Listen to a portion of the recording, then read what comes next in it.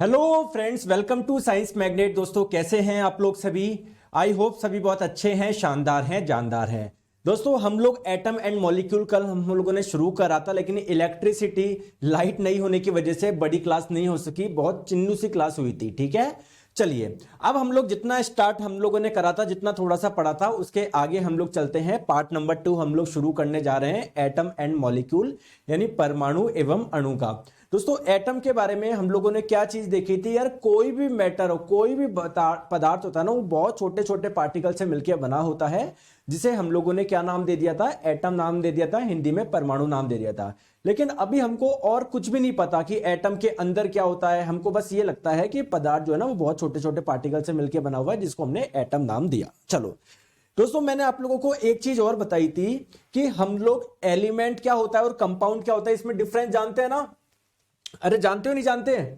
जैसे ये आप लोगों का क्या है, कंपाउंड है, यौगिक है। ये आपका NaCl क्या है, ये भी सर एक कंपाउंड है, यौगिक है। H2O क्या है, ये भी एक कंपाउंड है, यौगिक है। तो जब 18वीं शताब्दी के अंत में हमको पता पड़ गया कि कंपाउंड होता क्या है, तो हमारे अंदर एक दिलचस्पी जागी। क्या, हम लोग ये चीज जानने में इंटरेस्ट थे कि एटम कैसे मिलके कंपाउंड बनाते हैं। एक्चुअली में जो एलिमेंट होते हैं, तत्व होते हैं, वो कैसे कंबाइंड होते हैं, वो कैसे संयोजित होते हैं, समझ में आ गया। इस चीज में हमारा क्या है, इंटरेस्ट है कि एक्चुअल में केमिकली कंबाइंड कैसे होते हैं, ये जुड़ते कैसे हैं। ठीक है, तो दोस्तों इसके लिए हमारी जो प्रॉब्लम है वो जो सॉल्व करी, वो किसने करी, एंटोनी एल लेवोजियर ने करी। इन्होंने बोला कि देखो मैं तुम्हें दो चीज बताता हूं। इन्होंने बोला मैंने इतनी सारे कंपाउंड को देखा है कि कंपाउंड फॉर्म कैसे होते हैं, वो बनते कैसे। मैंने वहां पर सब जगह दो चीज नोट करी है। क्या, एक तो law of conservation of mass, द्रव्यमान के संरक्षण का नियम, और एक है आप लोगों का स्थिर अनुपात का नियम। दोस्तों इन दोनों नियम से हम लोग समझ सकते हैं, हम लोगों को यह जानकारी हो जाएगी कि कैसे आप लोगों के कंपाउंड यानी यौगिक बनते हैं, है ना। केमिकली कंपोजिशन कैसे होता है ना, कैसे संयोजन होता है। समझ में आ गया। ठीक है, चलिए दोस्तों सबसे पहले हम लोग समझते हैं कंजर्वेशन ऑफ मास, द्रव्यमान संरक्षण का नियम। क्या है ये नियम, आइए हम लोग समझते हैं। दोस्तों ये नियम जो दिया था वो किसने दिया था, देखो ये दोनों ही नियम जो दिए गए थे वो एंटोनी एल लेवोजियर के द्वारा दिए गए थे। सबसे पहले बात कर रहे हैं sir, law of conservation of mass यानी द्रव्यमान के संरक्षण का नियम क्या है। बहुत सिंपल है। जैसे मान लो, एक छोटी चीज आप लोग ध्यान से समझो।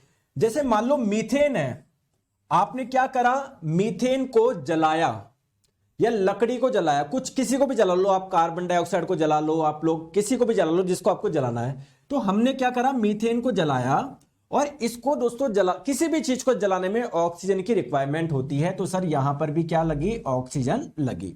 ठीक है, और जब कोई चीज जलती है, कोई हाइड्रोकार्बन जलता है तो क्या बनता है, कार्बन डाइऑक्साइड गैस बनती है, साथ में कुछ वाटर वेपर भी आप लोगों की बन गई। ठीक है, आप लोग दोस्तों ध्यान से देखोगे तो क्या मैं बोल सकता हूं, क्या मीथेन और ऑक्सीजन से क्या बन रहा है, क्या बन रहा है, कार्बन डाइऑक्साइड और वाटर।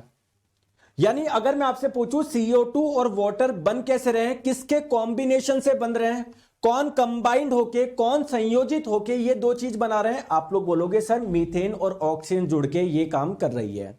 दोस्तों हमने यहां पर एक चीज नोट करी, क्या, हमने जैसे मीथेन लिया था 16 ग्राम, ठीक है ना, इसके लिए जो ऑक्सीजन लगी वो 64 ग्राम लगी थी। ठीक है, जो कार्बन डाइऑक्साइड गैस बनी वो 44 ग्राम बनी, और जो स्टीम बनी वो 36 ग्राम बनी। तो यहां पर अगर आप लोग ध्यान से देखोगे, लेफ्ट का टोटल द्रव्यमान देखोगे तो कितना आ रहा है, कैलकुलेशन करके देखो सर 80 ग्राम आ रहा है।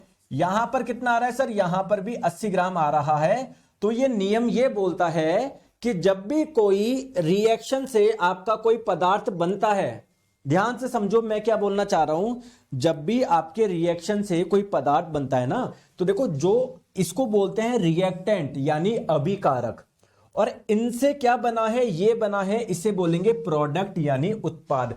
तो इस नियम ये बोलता है कि जब भी कोई रिएक्शन होगी ना, उसमें जितना अभिकारक था, जितना रिएक्टेंट था, उतना ही आपका क्या होगा, प्रोडक्ट होगा, उत्पाद होगा। कुल मिला के हमको लग रहा था 80 ग्राम से कुछ 100 ग्राम हो जाएगा, या 80 ग्राम से 40 ग्राम ही रह जाएगा। तो जो द्रव्यमान है ना वो कांस्टेंट रहेगा, ना ही आप लोग इसको बना पा रहे, ना ही आप लोग इसको नष्ट कर पा रहे। ये पहला नियम है जो एंटोनी एल लेवोजियर ने दिया। उन्होंने बोला कि यार मैं एक चीज समझ सकता हूं कि जब भी कोई चीजें नई चीज बनती है ना तो ये चीज हमेशा फॉलो होगी। समझ में आ गई क्या? पहला पॉइंट समझ में आया? कुछ भी दिक्कत नहीं, बहुत बेसिक है। चलो दोस्तों, दूसरा नियम है आपका लॉ ऑफ कांस्टेंट प्रोपोर्शन, स्थिर अनुपात का नियम। ठीक है, एक्चुअली में दोस्तों इसकी एग्जैक्ट डेफिनेशन किसने दी थी, कई बार एग्जाम में पूछा जाता है, तो ये दी थी दोस्तों जोसेफ प्राउस्ट ने। ठीक है, जोसेफ प्राउस्ट ने एक आपको एग्जैक्ट डेफिनेशन दी। क्या दी? इन्होंने बोला कि किसी भी केमिकल सब्सटेंस में यानी किसी भी रासायनिक पदार्थ में जो तत्व होते हैं ना हमेशा द्रव्यमान द्वारा निश्चित अनुपात में मौजूद होते हैं। सर मुझे नहीं आया समझ में, कोई बात नहीं, आपको नहीं आया। दोस्तों आप लोग मुझे बताओ क्या ये कंपाउंड है, क्या यौगिक है क्या? बिल्कुल सर, बहुत अच्छे से जानते हैं, पहले चैप्टर में हमने बहुत अच्छे से पढ़ा है। ठीक है, जानते हो ना? ठीक है, अब एक काम करो, आप चाहे पानी ये H2O चाहे आप लोग जयपुर से लो, चाहे बीकानेर से लो, चाहे आपके बिहार से लो, पटना से लो, है ना, कोलकाता से लो, कहीं से भी लो, वहां पर एक चीज आप नोट करेंगे कि जो H2O है, ये जो वाटर है, हमेशा किससे मिलके बनता है? हाइड्रोजन और ऑक्सीजन से मिलके बनता है। बहुत बढ़िया। और हमेशा हाइड्रोजन और ऑक्सीजन की संख्या का अनुपात क्या होगा? 2:1 होगा। चाहे आप लोग कौन सा पानी ले लो, वर्षा का पानी ले लो, कोई सा भी पानी ले लो, कहीं का भी ले लो, क्या हमेशा हाइड्रोजन और ऑक्सीजन का रेशो 2:1 होगा क्या? बताओ, होगा क्या? बिल्कुल सर, होगा। अनुराग विश्वकर्मा जी बोल रहे हैं सर ये कौन सी अभिक्रिया है? अनुराग जी अभी हम लोगों को रिएक्शन नहीं पढ़ रहे, वो हमारा अलग चैप्टर है। अभी जो मैं पढ़ा रहा हूं केवल उस पर ध्यान दो। ठीक है, इसलिए अनुराग जी आप कल बोल रहे थे ना रिपीट करो रिपीट करो, वो इसलिए आपको दिक्कत आती है रिपीट करने की, क्योंकि जो पढ़ा रहा हूं वो पढ़ ही नहीं, पता नहीं क्या फालतू में दिमाग लगा रहे हो। ठीक है, इधर देखो दोस्तों, मुझे एक चीज बताओ, अगर मैं आप लोगों को छोटी सी बात पूछूं कि चाय जो बनती है, मान लो वो किससे बनती है? दूध से। या मान लो कॉफी जो बनती है वो किससे बनती है? दूध प्लस कॉफी पाउडर से बनती है। ध्यान से आप लोग समझो, मैं आपको क्या बोल रहा हूं कि कॉफी जो पीने वाली कॉफी होती है ना वो 2 चीजों से मिलकर बनती है, दूध और कॉफी पाउडर। तो दोस्तों दूध का भी तो कुछ वजन होगा ना, 10 ग्राम 20 ग्राम 50 ग्राम। कॉफी पाउडर का भी कुछ वजन होगा, 10 ग्राम 20 ग्राम 50 ग्राम। बहुत बढ़िया। तो आप मुझे एक छोटी सी चीज बताइए, कॉमन सेंस लगा के बताइए कि अगर देखो एक चीज मैं भी छोटी चीज बता दूं, मॉलिक्यूल अणु किसको बोलते हैं? दोस्तों परमाणु मिलके बनाते हैं अणु, एटम्स मिलके बनाते हैं मॉलिक्यूल। जैसे ये क्या है? एक मॉलिक्यूल है, अणु है। क्यों? क्योंकि सर ये 2 हाइड्रोजन के एटम और एक ऑक्सीजन के एटम से मिलके बना हुआ है, तो एटम के संयोजन से क्या बनता है? मॉलिक्यूल बनता है। बहुत बढ़िया। और हमेशा इसके एक मॉलिक्यूल में, एक अणु में 2 हाइड्रोजन के एटम होंगे, एक ऑक्सीजन का एटम होगा, ये फिक्स है।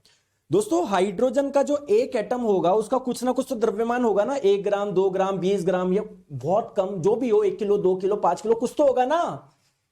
सिमिलरली ऑक्सीजन का जो एटम है उसका भी कुछ ना कुछ द्रव्यमान होगा, 1 किलो 2 ग्राम 20 ग्राम, कुछ ना कुछ तो होगा। तो अगर दोस्तों इनकी संख्या का अनुपात एक फिक्स है तो हाइड्रोजन और ऑक्सीजन के द्रव्यमान का अनुपात भी तो फिक्स होगा। जैसे मान लो, अभी मैं बताता हूं, आगे हम लोग पढ़ेंगे, हाइड्रोजन के एक एटम का द्रव्यमान होता है 1 AMU, तो 2 का कितना होगा? 2 AMU होगा। बहुत बढ़िया। ठीक है, ऑक्सीजन के एक एटम का द्रव्यमान होता है 16 AMU। तो क्या मैं बोल सकता हूं कि इसमें H2O में जो भी हाइड्रोजन और ऑक्सीजन का अगर आप द्रव्यमान का अनुपात निकालेंगे तो वो हमेशा 1:8 आएगा द्रव्यमान का। तो बस ये नियम यही बोलता है कि कोई भी पदार्थ जिनसे मिलके बना हुआ है, जिन तत्व से मिलके बना हुआ है, उनके द्रव्यमान का जो रेशो होगा ना वो फिक्स होगा। जैसे दोस्तों पानी H2O में आप लोग चाहे देखो, चाहे आप लोग 1 किलो पानी लो, चाहे आप लोग थोड़ा सा पानी लो, उसमें हमेशा हाइड्रोजन और ऑक्सीजन किस अनुपात में मिलेगा? 1:8 में मिलेगा। अब ये एटम का जो मास होता है, परमाणु का द्रव्यमान होता है, ये क्या, अभी मैंने 1-2 टर्म यूज करे थे, इसको आगे पढ़ेंगे ना, अभी बस इतना सा थोड़ा सा ध्यान रखो। ठीक है, आ जाओ। ठीक है, आ जाओ, चले आगे, चले आगे। दोस्तों आप मुझे बताओ कि मैटर, कोई भी पदार्थ बहुत छोटे छोटे पार्टिकल से मिला होता है, इसे क्या बोलते हैं? एटम बोलते हैं, परमाणु बोलते हैं। बहुत बढ़िया। दोस्तों आपको एंटोनी एल लेवोजियर साहब ने दो चीजें बता दी, जिससे आपको यह भी पता पड़ गया कि कैसे आप लोगों के रिएक्शन कैसे होती है, कैसे आप लोगों के केमिकल कंपोजिशन होता है, रासायनिक संयोजन कैसे होता है। थोड़ा सा आइडिया आप लोगों को ये पता पड़ गया। लेकिन दोस्तों एटम के बारे में हमको और ज्यादा जानकारी नहीं थी। लेकिन दोस्तों जॉन डाल्टन साहब का दिमाग यहां पर चला। उन्होंने क्या बोला यार, उन्होंने दिमाग लगाया कि यार यहां पर ये मिलके ये बना रहे हैं और ये बना रहे हैं, यार ये भी बहुत छोटे छोटे पार्टिकल से मिलके बना हुआ होगा, ये भी बहुत छोटे छोटे पार्टिकल से मिलके बना होगा, तो इसके कुछ पार्टिकल और इसके कुछ पार्टिकल से आप लोगों का ये पदार्थ बना होगा, कुछ इसके पार्टिकल से ये पदार्थ बना होगा, ठीक है। लेकिन हमको बस यही पता था कि पदार्थ का सबसे छोटा पार्ट, पदार्थ जिन कणों से मिलकर बना हुआ उसे इसको एटम बोलते हैं, परमाणु बोलते हैं। इससे ज्यादा जानकारी नहीं थी। लेकिन दोस्तों जब ये चीजें बताई तो फिर एक व्यक्ति थे जिनका नाम था जॉन डाल्टन। इन्होंने बताया आओ मैं तुम्हें एटम यानी परमाणु के बारे में और बातें बताता हूं। इन्होंने क्या बोला, आ जाओ तुमको एटम परमाणु के बारे में और भी बातें बताता हूं। तो इन्होंने जो अपना सिद्धांत दिया उसे ही बोलते हैं एटॉमिक थ्योरी, परमाणु सिद्धांत। तो अगर आप लोगों से पूछा जाए एटॉमिक थ्योरी किसने दी, एटम के बारे में ये चीजें होती है, किसने बताई, जॉन डाल्टन साहब ने बताई, ठीक है। तो हेडिंग आप लोग डाल लीजिए एटॉमिक थ्योरी। ये किसने दी थी, डाल्टन ने दी थी, इसलिए हम इसको डाल्टन एटॉमिक थ्योरी या डाल्टन का परमाणु सिद्धांत भी बोलते हैं।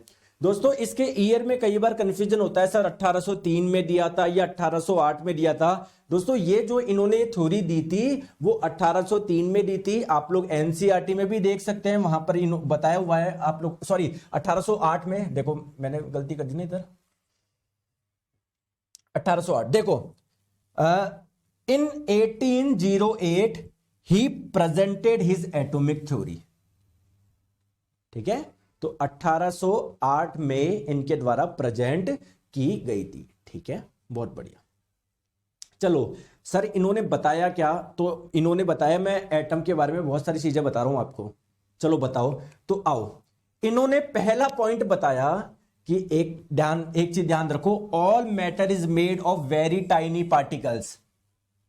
कोई भी पदार्थ बहुत छोटे छोटे पार्टिकल से मिलकर बना होता है, जिसे हम लोग एटम बोलते हैं, परमाणु बोलते हैं। आप लोग बोलोगे कि सर ये बात तो हमको पहले से पता थी, लेकिन इन्होंने थोड़ी सी मॉडिफाई करके बताई इन्होंने भी वही कि हाँ यार पहले जो लोग बोल रहे थे वही है, एटम के बारे में कोई नया नहीं है। एटम के बारे में बिल्कुल सही बात है कि कोई भी पदार्थ बहुत छोटे छोटे पार्टिकल से मिलकर बना होता है, जिसे हम लोग एटम बोलते हैं, परमाणु बोलते हैं। इन्होंने ये बताया विच पार्टिसिपेट इन केमिकल रिएक्शन, कोई अभिक्रिया होती है ना उसमें वो भाग लेते हैं। जैसे अभी मैंने आपको एक एग्जाम्पल बताया था, मीथेन की अभिक्रिया जब आपने ऑक्सीजन से करवाई तो आपको कार्बन डाइऑक्साइड मिला प्लस वाटर मिला।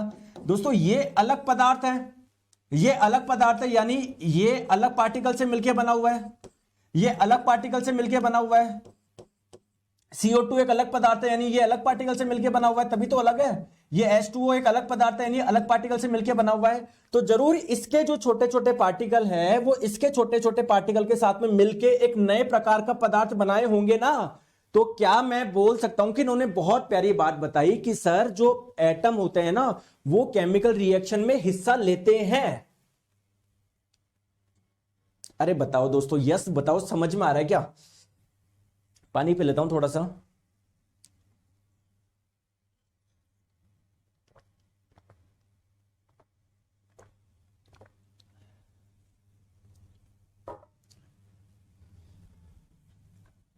ठीक है सर, इन्होंने ये बात बताई, बहुत अच्छी बात है।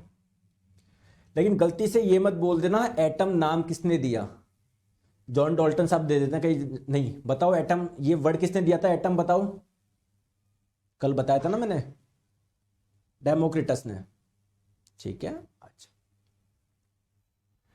दोस्तों इन्होंने दूसरी बात बताई कि आइए मैं आपको एटम के बारे में एक बात और बताता हूं, क्या कि जो एटम्स होते हैं ना वो आर इंडिविजिबल पार्टिकल्स। मतलब जैसे ये जो एटम्स होते हैं ना, परमाणु होते हैं, इसको और डिवाइड नहीं कर सकते। ऐसा नहीं है एटम को और तोड़ा जा सकता है, ये सबसे छोटे हैं, ये इनडिविजिबल है। तो इसको आप लोग क्रिएट और डिस्ट्रॉय नहीं कर सकते कि कोई एटम है इसको और वो और टूट जाएगा किसी रिएक्शन में, नहीं। जो एटम्स होते हैं ना वो इंडिविजुअल होते हैं, उसको तोड़ा नहीं जा सकता। ठीक है, आ जाओ आ जाओ। नेक्स्ट हम लोग बात करते हैं सर इन्होंने और क्या बताया।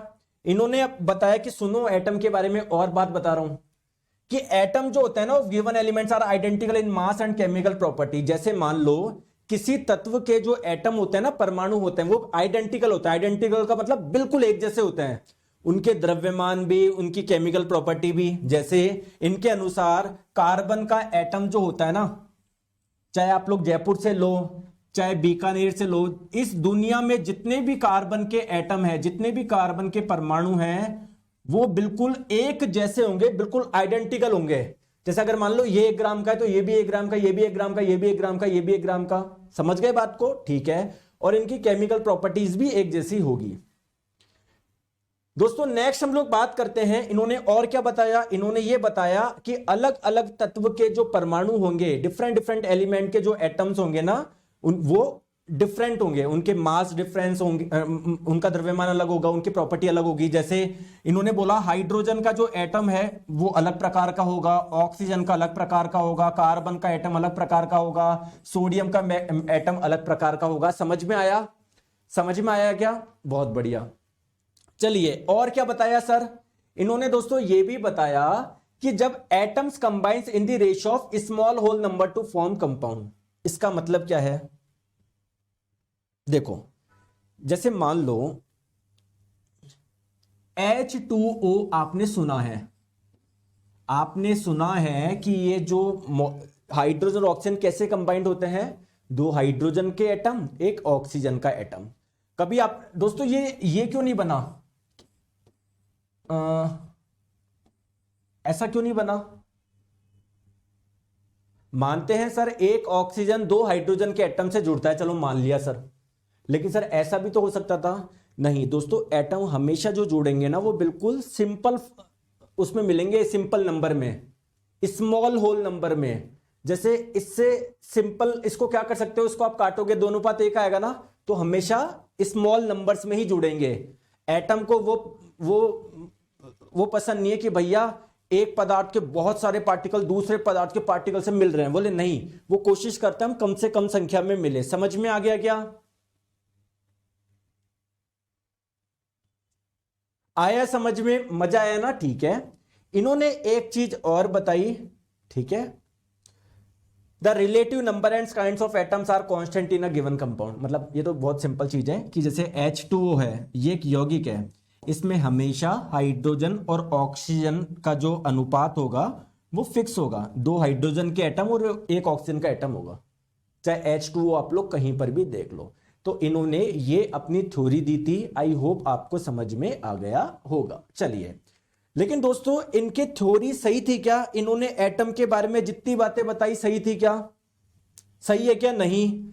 आज के समय हम लोग जानते हैं एटम के अंदर प्रोटॉन भी होता है, न्यूट्रॉन भी होता है, इलेक्ट्रॉन भी होता है। इन्होंने बोला था कि वो सबसे छोटा होता है, उसको और डिवाइड नहीं कर सकते, लेकिन दोस्तों ये इनकी बात गलत थी। गलत थी ना, क्योंकि आज हमको पता है एटम स्मॉलेस्ट नहीं है, इसके अंदर और ये बहुत सारी चीजों से मिलकर बना हुआ है। ठीक है, क्लियर? बहुत बढ़िया। और मुझे कमियां बताओ, और क्या कमी लगती है आपको? देखो दोस्तों, इन्होंने बताया था कि किसी एलिमेंट के जितने भी एटम्स होंगे ना वो एक जैसे होंगे।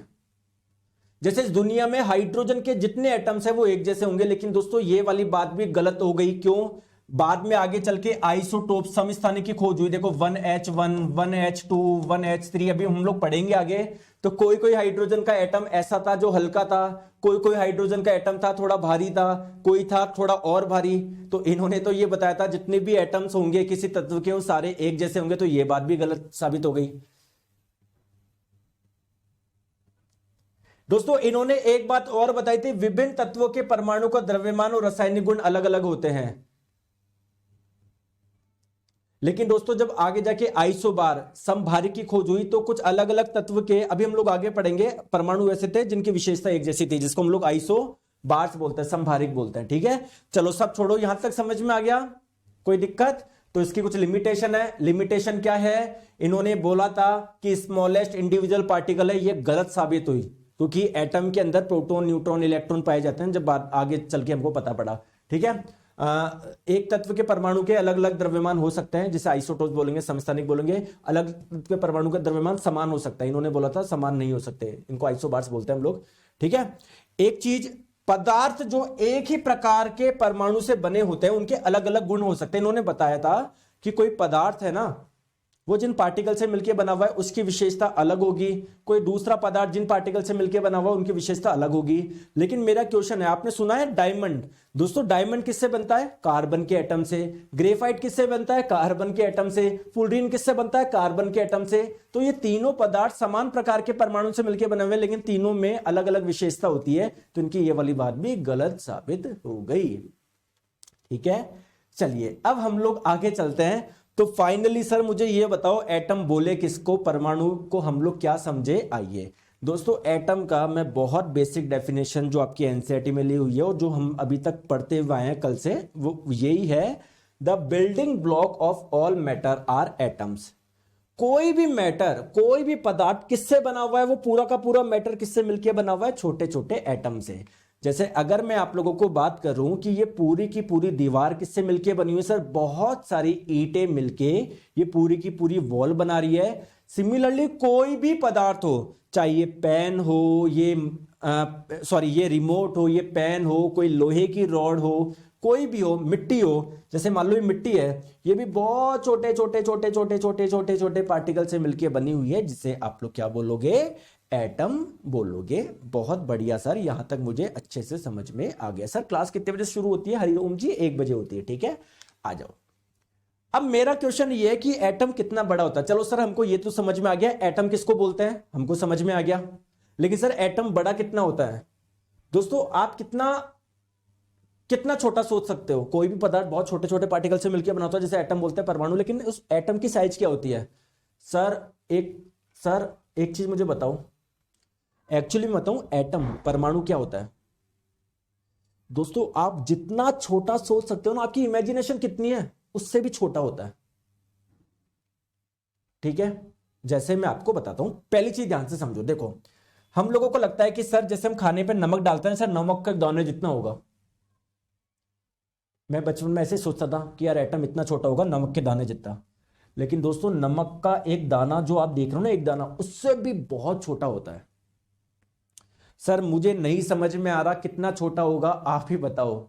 दोस्तों इतना छोटा होता है कि आप लोग लाखों परमाणु को जब एक के ऊपर एक जमा कर दो ना, जैसे मान लो एक एटम, उसके ऊपर दूसरा, दूसरे के ऊपर तीसरा, ऐसा करके लाख से भी ज्यादा एटम आप लोग एक साथ जमा कर दो ना, तब भी बताऊं क्या होगा? बड़ी कठिनाई से कागज के एक शीट जितनी मोटाई की परत बनेगी। जैसे कागज की मोटाई होती है ना, कुछ मोटाई, तो आप बोलोगे सर मोटाई तो बहुत कम होती है। अरे जो एटम्स होते हैं ना, वो करोड़ों, लाखों, करोड़ों एटम जब आप लोग एक साथ इकट्ठा कर दोगे ना, तब भी उसकी उतनी मोटाई नहीं होगी जितनी एक कागज की शीट की होती है। समझ में आया क्या?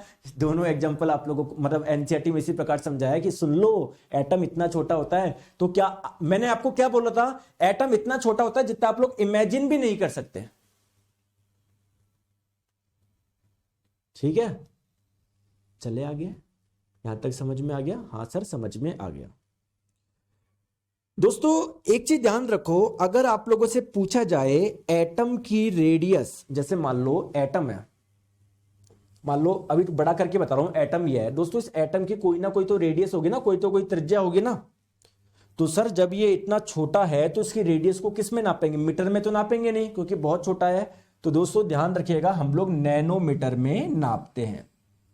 ठीक है, जैसे मैंने आपको बोला कि यार कोई एटम है, इसकी रेडियस है 2 नैनोमीटर, तो 2 नैनोमीटर का मतलब क्या? नैनो का मतलब होता है 10 की पावर -9, तो 2 × 10 की पावर -9 मीटर, इसका मतलब 0.00000000002 मीटर। देखो कितना छोटा हुआ।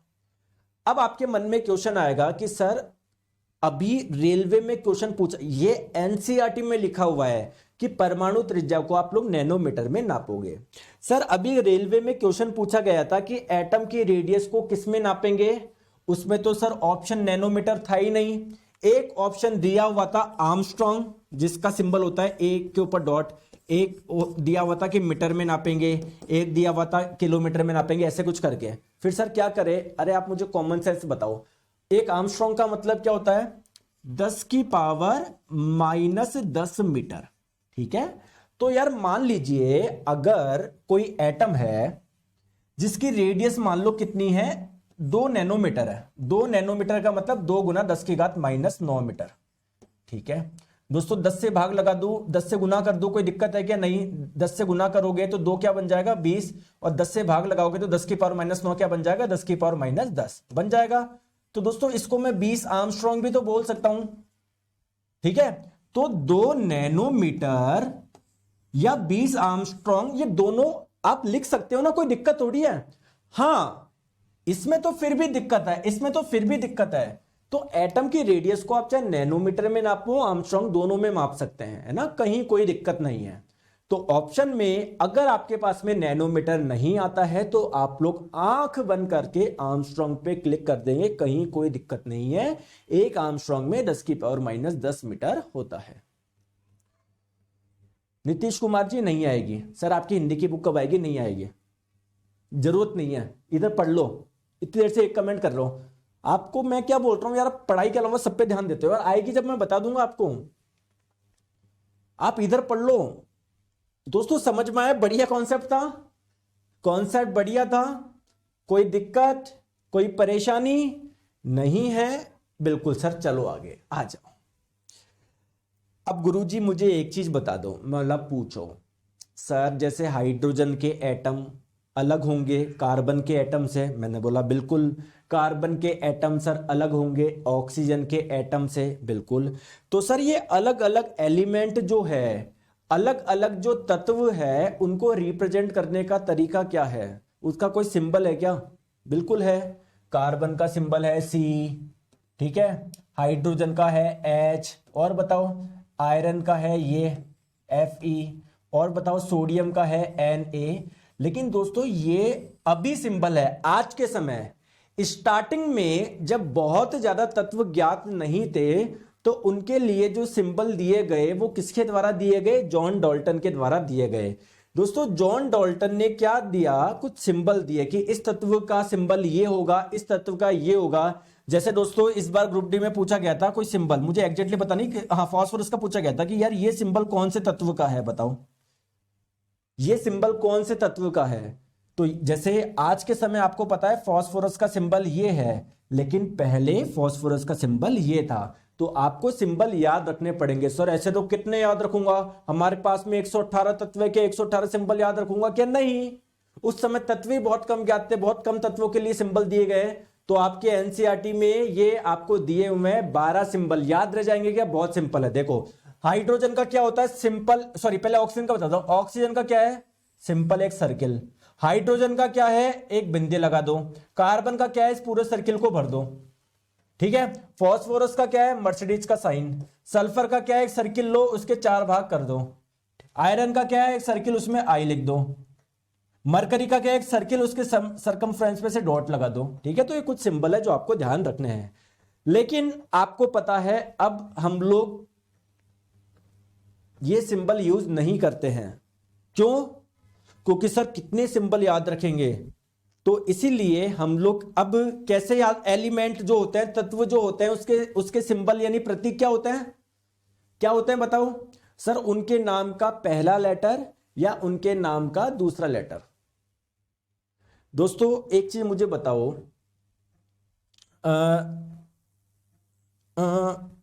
हाइड्रोजन का सिंबल क्या है? H, ठीक है। लिथियम का क्या है? Li। तो देखो उनके नाम का पहला लेटर या उनके नाम के स्टार्टिंग के 2 लेटर को हम लोग उनका क्या बना देते हैं? सिंबल बना देते हैं। कार्बन का क्या है? C है। बहुत बढ़िया। दोस्तों मेरा एक क्वेश्चन है कि कॉपर का सिंबल क्या है? कॉपर का सिंबल है Cu। क्यों सर? कॉपर की स्पेलिंग तो होती है COPPER। फिर सर सिंबल ये क्यों हुआ? क्योंकि दोस्तों CO सिंबल ले गया आपका कोबाल्ट। तो सर इसका Cu क्यों दिया गया? आइए मैं आपको बताता हूं। दोस्तों बर्जिलियस ने सजेशन दिया था ये कि यार जो भी आप लोगों के सिंबल है ना वो उनके नाम के पहले लेटर या स्टार्टिंग के 2 लेटर से आप बना लो। जैसे कार्बन का सी बना लिया, कैल्शियम का सी ए बना दिया, जिंक का आप जैसे और मैं आपको बताऊं सेलेनियम का एस बना दिया, क्रोमियम का सी आर बना दिया, क्लियर, फ्लोरीन का एफ बना दिया। बहुत बढ़िया, ठीक है दोस्तों। कुछ तत्व जिनके नाम में दिक्कत आ रही थी उनका नाम कैसे दिया गया? जैसे आपने सुना होगा जो कॉपर है आप लोगों का, कॉपर का सिंबल क्या होता है? Cu होता है। क्या आप लोगों को पता है क्या? क्यों? क्योंकि एक्चुअली में कॉपर की जो खोज हुई थी ना वो साइप्रस नामक जगह से हुई थी, तो इसी से इसका सिंबल क्या रख दिया? Cu रख दिया। ले भाई ठीक है, तो इसका एक अलग सिंबल रख दिया। दोस्तों आपको पता है गोल्ड का जो सिंबल है, सॉरी ये गोल्ड, ये जो तत्व की खोज हुई थी इसका नाम गोल्ड क्यों रखा? क्योंकि दिखने में गोल्ड जैसा था इसलिए इसका नाम गोल्ड रख दिया है ना। तो कुछ इंटरेस्टिंग चीज थी जो मैंने आप लोगों को बताने की कोशिश करी, ठीक है। क्लियर है दोस्तों? सर आज के समय क्या है, अब आपको बताया सर अगर आने वाले टाइम में कोई नए तत्व की खोज हुई तो सर उसका नाम कौन रखेगा? सर मैंने खोज करी, मैं मेरा नाम रख दूं क्या नीरज और उसका सिंबल रख दूं क्या एनी? नहीं। आज के समय दोस्तों IUPAC है, यानी international union of pure and apply chemistry, जो कि एक इंटरनेशनल क्या है ऑर्गेनाइजेशन है। अगर कोई भी नए तत्व की खोज होती है तो पहले वो रिसर्च करते हैं, फिर वो उसका नाम रखते हैं, वो उसका सिंबल रखते हैं। ये आपको NCERT में लिखी ये पूरा पॉइंट दिया हुआ है दोस्तों। NCERT के लाइन बाय लाइन क्वेश्चन आते हैं आपके। तो दोस्तों आई होप आपको समझ में आ गया होगा। आज के लिए हम लोग इतना रख ले, आज के लिए इतना रख ले, ठीक है। तो मैंने आपको क्या बताया आज और कल की क्लास में एटम क्या होता है। देखो अभी हम बहुत बेसिक से पढ़ रहे हैं, तो अब आप लोगों को समझ में आ गया हां सर एटम क्या है। अब हम लोग अंदर का एटम के अंदर देखेंगे, एटम के अंदर क्या पाया जाता है। प्रोटॉन होता है, न्यूट्रॉन होता है, इलेक्ट्रॉन होता है, किसने बताया, कौन कहां पर होता है, क्या होता है। एटम का वजन कैसे निकाले सर, 1 ग्राम है, 2 ग्राम है, ठीक है दोस्तों। आपने पहला चैप्टर अच्छे से पढ़ लिया। पहला चैप्टर अगर आपने अच्छे से पढ़ लिया तो उसका टेस्ट भी लगा लिया क्या?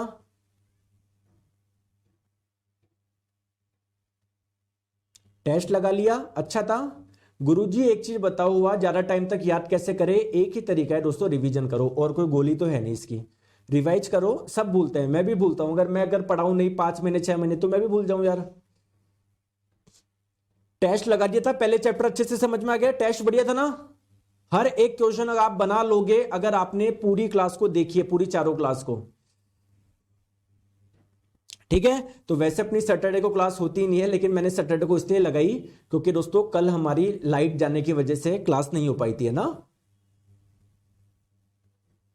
तो अच्छे से पढ़ाई करो, मैं आपको विश्वास दिलाता हूं पूरा आपके साइंस में 100% मार्क्स आएंगे। लेकिन मेरी रिक्वेस्ट है जैसे मैं पढ़ा रहा हूं वैसे आप लोग पढ़ो। पवन कुमार जी बोल रहे सर आज 30 मिनट का क्लास क्यों है? मैं आपको बता रहा हूं मंडे टू फ्राइडे होती है, सैटरडे का ऑफ होता है। लेकिन कल इलेक्ट्रिसिटी जाने की वजह से अपनी क्लास 20 मिनट ही हो पाई थी, इसलिए बाकी की जो मैंने क्लास है वो आज करवा दी, ठीक है। ओके दोस्तों, थैंक यू सो मच। हम लोग मिलेंगे मंडे को पेड क्लास में दोपहर 1 बजे, ठीक है। चलिए, संडे की छुट्टी रहती है, संडे को आप लोग बढ़िया रिवाइज करो। Okay, thank you so much. और कोई भी दिक्कत आए इस नंबर पे आप लोग संपर्क कर सकते हो 7374019437, ठीक है दोस्तों। Thank you so much.